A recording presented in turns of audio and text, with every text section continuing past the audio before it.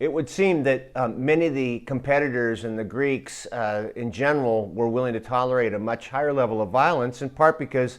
most of the competitors were supposedly soldiers who were trained in hand-to-hand combat, and it was a religious festival, and there was a great deal of honor in being a participant from that perspective, even if there was mortality. And in fact, people were willing to sacrifice their lives ultimately in the spirit of the competition.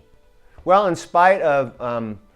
the downsides of things like mortality in the ancient games, one of the things that was a byproduct that came out of the games, we're told, is the Greeks developed very early on a form of sports medicine because they had many, many injuries that were sustained, and they had to rehabilitate themselves because a lot of these competitors were, again, soldiers who